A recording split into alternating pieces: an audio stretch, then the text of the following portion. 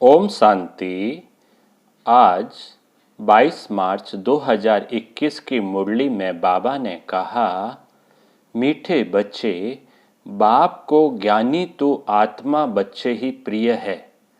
इसलिए बाप समान मास्टर ज्ञान सागर बनो। आज की मुरली का प्रश्न, कल्याणकारी युग में बाप सभी बच्चों को कौन सी स्मृति दिलाते हैं? उत्तर, बच्चे, तुम्हें अपना घर छोड़े 5000 वर्ष हुए हैं। तुमने 5000 वर्ष में 84 जन्म लिए। अब यह अंतिम जन्म है, वानप्रस्थ अवस्था है, इसलिए अब घर जाने की तैयारी करो। फिर सुखधाम में आएंगे। बलग्रस्त व्यवहार में रहो, लेकिन इस अंतिम जन्म में पवित्र बन बाप को याद करो। आज की मुरली का गीत है, महफिल में जल उठी समा। अब सुनते हैं मुरली विस्तार से। ओम शांति। बच्चों ने यह समझा है कि भगवान एक है, गॉड इज वन। सभी आत्माओं का पिता एक है। उनको परम पिता परमात्मा कहा जाता है। सृष्टि का रचयिता एक है, अनेक हो ही नहीं सकते। इस सिद्धांत अनुसार मनुष्य अपने को भगवान कहला नहीं सकते। अभी तुम ईश्वरीय सर्विस के निमित्त बने हो। ईश्वर नई दुनिया स्थापन कर रहे हैं, जिसको सत्युग कहा जाता है। उसके लिए तुम लायक बन रहे हो। सत्युग में कोई पतित नहीं रहते। अभी तुम पावन बन रहे हो। कहते हैं पतित पावन मैं हूँ, और तुम बच्चों को श्रेष्ठ मत देता हूँ कि मुझ अपने निराकार बाप को याद करने से तुम पतित तमो प्रधान से पावन सतो प्रधान बन जाएंगे। याद रूपी योग अग्नि से तुम्हारे पाप नाश हो जाएंगे। साधु आदि तो कह देते हैं ईश्वर सर्वव्यापी है। एक तरफ कहते भगवान एक है, फिर यहाँ तो बहुत अपने को भगवान कहलाते हैं। श्री श्री 108 जगत गुरु कहलाते हैं। अब जगत का गुरु तो एक ही बाप है। सारे जगत को पावन बनाने वाला एक परमात्मा सारी दुनिया को लिबरेट करता है दुख से।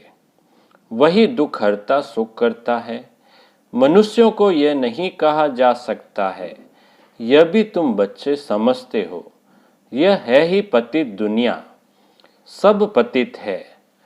पावन दुनिया में है यथा महाराजा महारानी तथा प्रजा। सत्युग में पूज्य महाराजा महारानी होते हैं, फिर भक्ति मार्ग में पुजारी बन जाते हैं। सत्युग में जो महाराजा महारानी हैं, उनकी जब 2 कलाएं कम होती है तो राजा रानी कहा जाता है। यह सब बातें डिटेल की है, नहीं तो 1 सेकंड में जीवन मुक्ति। बाप समझाते हैं बलग्रस्त व्यवहार में रहो, परंतु यह अंतिम जन्म पवित्र रहो। अब वानप्रस्थ अवस्था है।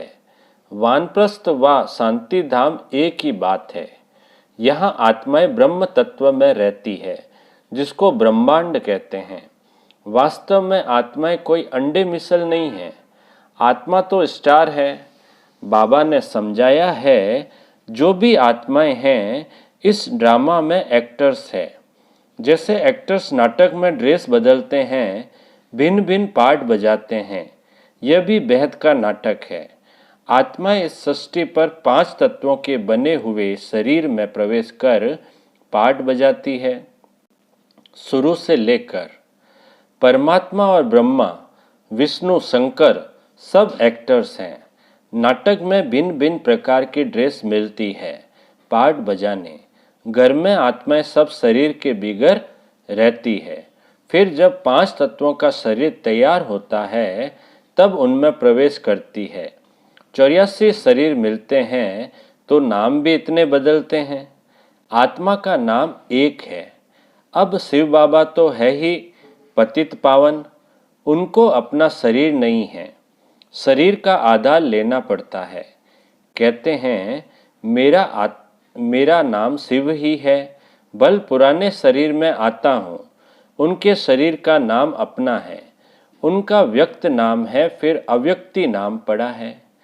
एक धर्म वाला दूसरे धर्म में जाता है तो नाम बदलता है। तुम भी शूद्र धर्म से बदल ब्राह्मण धर्म में आए हो तो नाम बदला है।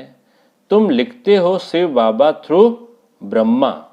शिव बाबा परम पिता परमात्मा है, उनका नाम नहीं बदलता है। शिव बाबा ब्रह्मा द्वारा स्थापना करा रहे हैं आदि सनातन देवी देवता धर्म की, जो प्राय लोप हो गया है। जो पावन पूज्य थे वे ही पतित पुजारी बनते हैं। 84 जन्म पूरे किए हैं, अब फिर से देवी देवता धर्म स्थापन होता है।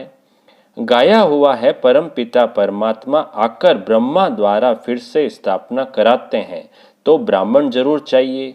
ब्रह्मा और ब्राह्मण कहाँ से आए? शिव बाबा आकर ब्रह्मा द्वारा एडॉप्ट करते हैं, कहते हैं तुम हमारे हो। शिव बाबा के बच्चे तो हो ही, फिर ब्रह्मा द्वारा पोत्र हो जाते हो। पिता तो एक है सारी प्रजा का, इतने सब बच्चे कुमार कुमारियां हैं, उनको शिव बाबा ब्रह्मा द्वारा एडॉप्ट करते हैं। मनुष्यों को पता थोड़ी है। बाप आकर आदि सनातन देवी देवता धर्म स्थापन करते हैं तो ऐसे नहीं कि नए सिर आते रहते हैं। जैसे दिखाते हैं प्रलय हुई फिर पत्ते पर सागर में आया, अब यह तो सब कहानियां बनाई हुई है। यह वर्ल्ड की हिस्ट्री ज्योग्राफी रिपीट होती रहती है। आत्मा अमर है, उनमें पाठ भी अमर है, पाठ कभी घिसता नहीं है। सत्युग में वही लक्ष्मी नारायण की सूर्यवंशी राजधानी चलती आती है, कभी बदलती नहीं। दुनिया नई से पुरानी, पुरानी से नई होती रहती है। हर एक को अविनाशी पाठ मिला हुआ है। बाप कहते हैं भक्ति मार्ग में भक्त जिस जिस भावना से भक्ति करते हैं वैसा साक्षात्कार कराता हूँ। कोई को हनुमान का, गणेश का भी साक्षात्कार कराता हूँ, उनकी वह शुभ भावना पूरी करता हूँ। यह भी ड्रामा में नूंद है। मनुष्य फिर समझते हैं कि भगवान सब में है, इसलिए सर्वव्यापी कह देते हैं। भक्तमाला भी है। मेल्स में नारद शिरोमणि गाया जाता है, फीमेल में मीरा। भक्तमाला अलग है, रुद्रमाला अलग है, ज्ञान की माला अलग है। भक्तों की माला कभी पूजते नहीं, रुद्रमाला पूजी जाती है। ऊपर है फूल, फिर मेरू, फिर है बच्चे जो राजगद्दी पर बैठते हैं। रुद्रमाला ही विष्णु की माला है। भक्तों की माला का सिर्फ गायन होता है, यह रुद्रमाला तो सब फेरते हैं। तुम भक्त नहीं ज्ञानी हो। बाप कहते हैं मुझे ज्ञानी तू आत्मा प्रिय लगते हैं। बाप ही ज्ञान का सागर है, तुम बच्चों को ज्ञान दे रहे हैं। माला भी तुम्हारी पूजी जाती है। 8 रत्नों का भी पूजन होता है, क्योंकि ज्ञानी तू आत्मा है तो उनकी पूजा होती है। अंगूठी बनाकर पहनते हैं, क्योंकि यह भारत को स्वर्ग बनाते हैं। पास विद ऑनर होते हैं तो उनका गायन है। 9वां दाना बीच में शिव बाबा को रखते हैं, उसको कहते हैं 9 रत्न। यह है डिटेल की समझानी। बाप तो सिर्फ कहते हैं बाप और वर्षे को याद करो तो तुम्हारे विकर्म विनाश होंगे, फिर तुम चले जाएंगे। पतित आत्माएं पावन दुनिया में जा न सके, यहाँ सब पतित है। देवताओं के शरीर तो पवित्र निर्विकारी है, वह है पूज्य। यथा राजा रानी तथा प्रजा पूज्य है, यहाँ सब है पुजारी, वहाँ दुख की बात नहीं। उनको कहा जाता है स्वर्ग सुख धाम, वहाँ सुख संपत्ति शांति सब थी, अब तो कुछ नहीं है, इसलिए इसको नरक उनको स्वर्ग कहा जाता है। हम आत्माएं शांति धाम में रहने वाली है, वहाँ से आती है पाठ बजाने। 84 जन्म पूरे भोगने पड़ते हैं। अभी दुख धाम है, फिर हम जाते हैं शांति धाम, फिर सुख धाम में आएंगे। बाप सुख धाम का मालिक बनाने, मनुष्य से देवता बनाने पुरुषार्थ करवा रहे हैं। तुम्हारा है यह संगम युग। बाप कहते हैं मैं कल्प के संगम युगे आता हूँ, युगे युगे नहीं, मैं संगम युग में एक ही बार सृष्टि को बदलने आता हूँ। सतयुग था, अब कलयुग है, फिर सतयुग आना चाहिए। यह है कल्याणकारी संगम युग। सबका कल्याण होना है। सबको रावण की जेल से छुड़ाते हैं। उनको दुख हरता सुख करता कहा जाता है। यहाँ सब दुखी है। तुम पुरुषार्थ करते हो सुख धाम में जाने के लिए। सुख धाम जाना है तो पहले शांति धाम में जाना है। तुमको पाठ बजाते बजाते 5000 वर्ष हुए हैं। बाप समझाते हैं तुमको अपना घर छोड़े 5000 वर्ष हुए हैं। उसमें तुम भारतवासियों ने 84 जन्म लिए हैं। अब तुम्हारा अंतिम जन्म है। सबकी वानप्रस्थ अवस्था है। सबको जाना है। गायन भी है ज्ञान का सागर व रुद्र। यह है शिव ज्ञान यज्ञ। पतित पावन शिव है, परमात्मा भी शिव है। रुद्र नाम भक्तों ने रख दिया है। उनका असुल नाम एक ही शिव है। शिव बाबा प्रजापिता ब्रह्मा द्वारा स्थापना करवाते हैं। ब्रह्मा एक ही है। यह पतित फिर वही ब्रह्मा पावन बनता है तो फरिश्ता बन जाता है।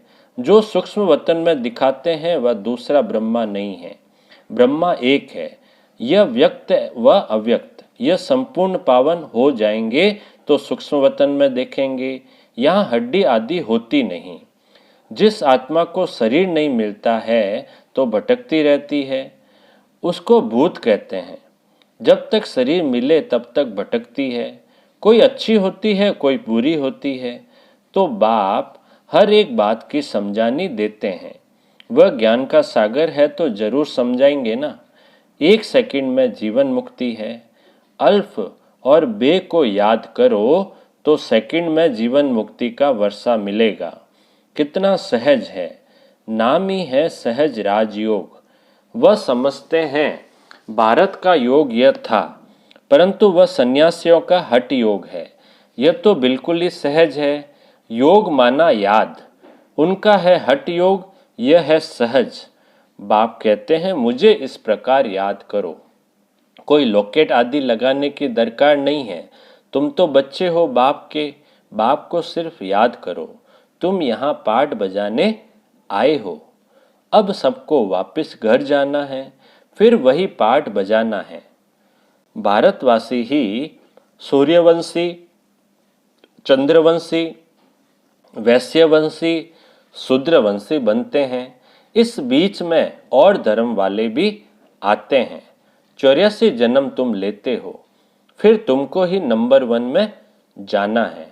फिर तुम सतयुग में आएंगे तो और सभी शांति धाम में होंगे। और धर्म वालों के वर्ण नहीं है, वर्ण भारत के ही हैं। तुम ही सूर्यवंशी चंद्रवंशी बने थे, अभी ब्राह्मण वर्ण में हो। ब्रह्मावंशी ब्राह्मण बने हो। यह सब बातें बाप बैठ समझाते हैं। जिनकी बुद्धि में धारणा नहीं हो सकती उनको कहते हैं सिर्फ बाप को याद करो।